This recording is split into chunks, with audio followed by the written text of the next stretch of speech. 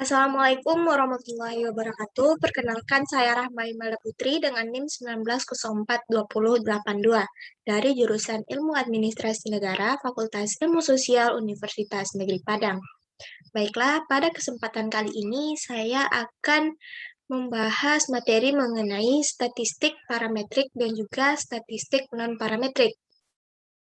Tanpa memperlama waktu, kita mulai saja pada materi yang pertama, yaitu yang pertama mengenai definisi dari statistik parametrik ini. Statistik parametrik adalah suatu teknik statistik yang dapat digunakan untuk menguji hipotesis dengan melibatkan parameter populasi. Statistik parametrik ini memiliki keterbatasan penggunaan jenis data, yaitu minimal menggunakan data interval dan juga rasio. Statistik parametrik termasuk ke dalam bagian statistik inferensia. Selanjutnya ada juga metode yang digunakan dalam identifikasi statistik parametrik ini, yaitu yang pertama, sebaran data harus berdistribusi normal. Yang kedua, skala datanya numerik. Dan yang ketiga, variasi datanya sama. Kelompok data yang dapat digunakan dalam teknik statistik parametrik memiliki ciri berupa populasi yang berdistribusi normal dengan varian-varian yang sama. Adapun kelebihan yang dimiliki oleh statistik parametrik ini, yaitu yang pertama tidak perlu dilakukannya pengujian terhadap parameter populasi, karena sudah dianggap memenuhi syarat. Yang kedua, data observasi dianggap paling bebas dan diambil dari populasi yang memiliki distribusi normal dengan varian yang homogen. Selanjutnya ada kelemahan juga di dalam penggunaan statistik parametrik ini, yaitu yang pertama, populasi harus memiliki varian yang sama, di mana tentu hal ini merupakan hal yang sulit karena kenyataannya semua varian dari populasi tidak dapat diketahui. Yang kedua, variabel-variabel yang diteliti terbatas, hanya untuk jenis dengan skala paling tidak adalah interval dan juga rasio. Yang ketiga, distribusi populasi harus diketahui berdistribusi normal. Jika belum diketahui, tentu harus dicari terlebih dahulu menggunakan uji normalitas.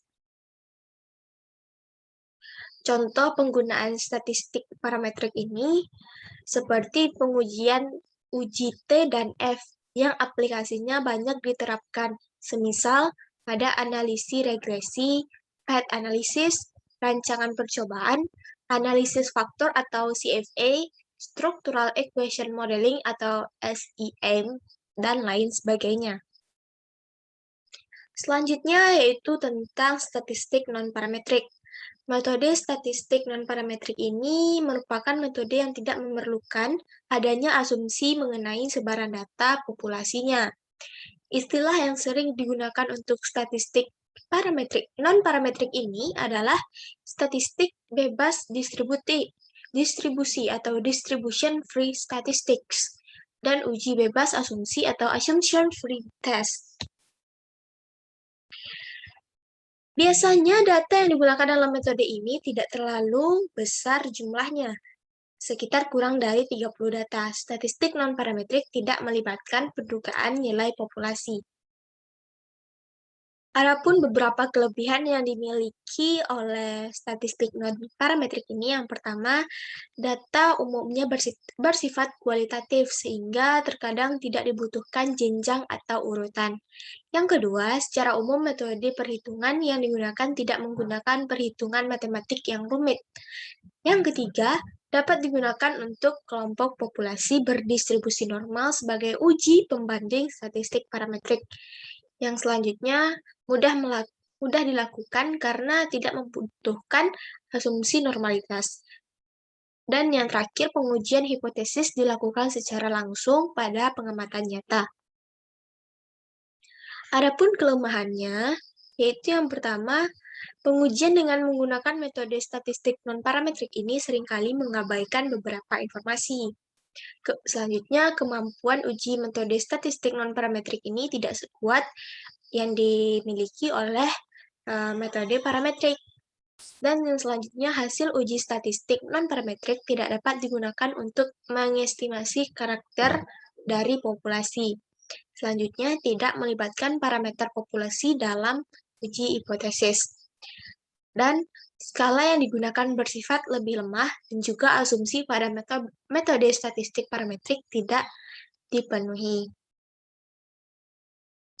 Contoh penggunaannya yaitu seperti uji T pada parametrik digantikan menjadi uji Mann-Whitney ataupun Wilcoxon pada non-parametrik dan uji F pada parametrik digantikan oleh uji Kruskal-Wallis pada non-parametrik dan lain sebagainya.